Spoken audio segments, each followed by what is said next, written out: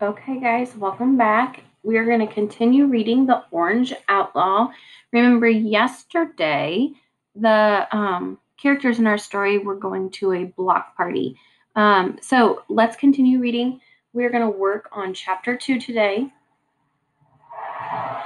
And our focus questions for Chapter 2 are what are you imagining in your mind? So as I'm reading about this block party and what the block party looks like, I want for you to make pictures in your mind and think about what that block party looks like to you. And it's okay if it's different for you than it is the person sitting next to you.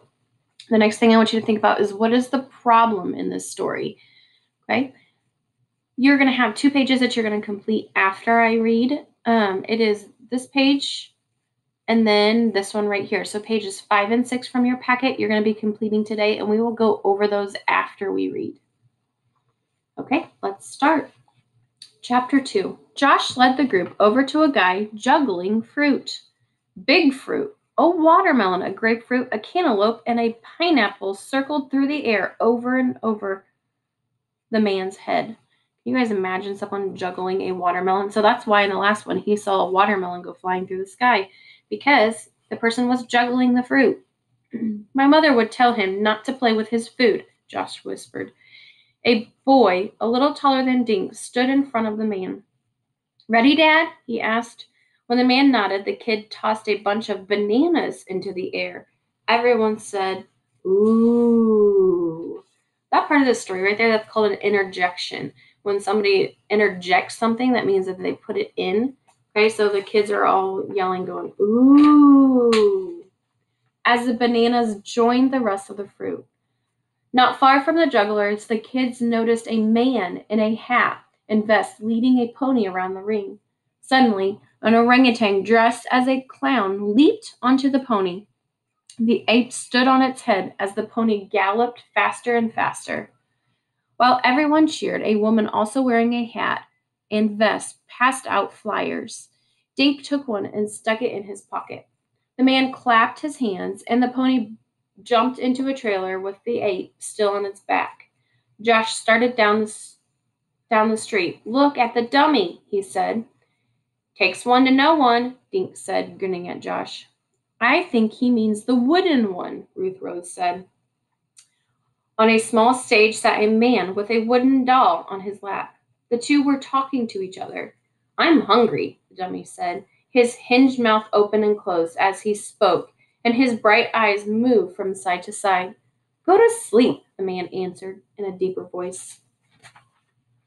"Feed me, or I'll report you to the dummy abuse," the dummy said. How do you do that?" Josh asked. The man's voice seemed to be coming out of the dummy's mouth. The man pulled a cookie from his open bag at his feet. He grinned at the audience and ate it.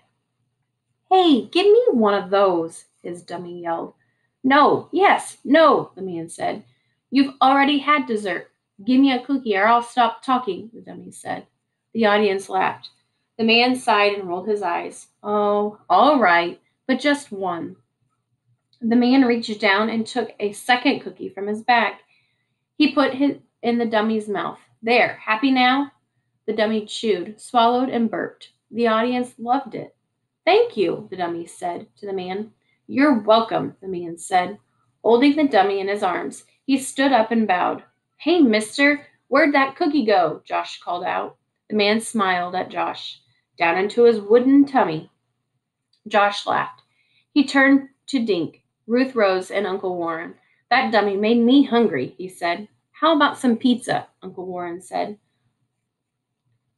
"I think I noticed a vendor selling slices." The four walked to the pizza stand and bought slices, then ate them as they enjoyed more of the block party.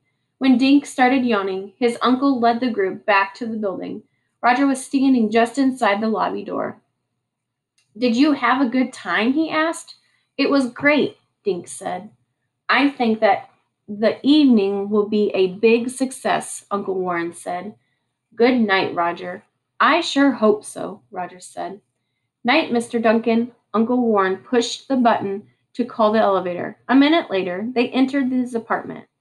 "Why don't you kids get ready for bed, and then we can can see what's on TV, he suggested, heading for the study.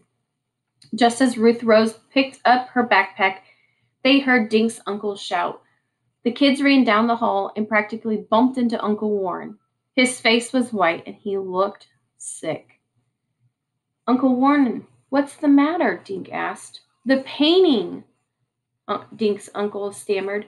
Someone's stolen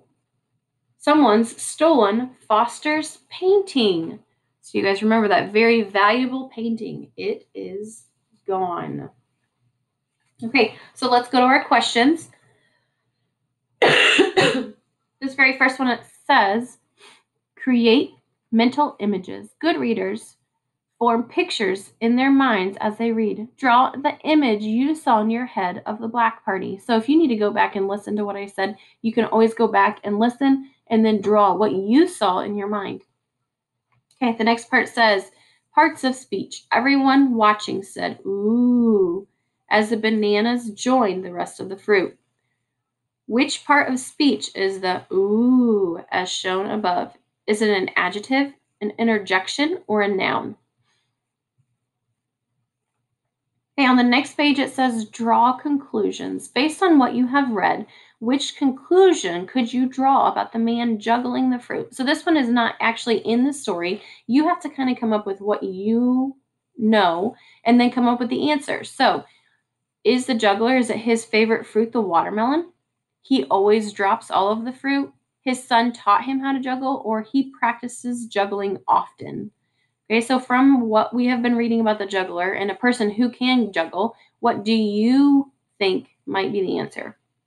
Okay, the next problem, it says complete the narrative element. What is the problem? What happened at the very end of the story? What's the big problem? And then down here, who do you think stole the painting? Why would someone steal Forrest's painting? So you have two questions here that you need to answer, which means that you have two sentences that you need to write.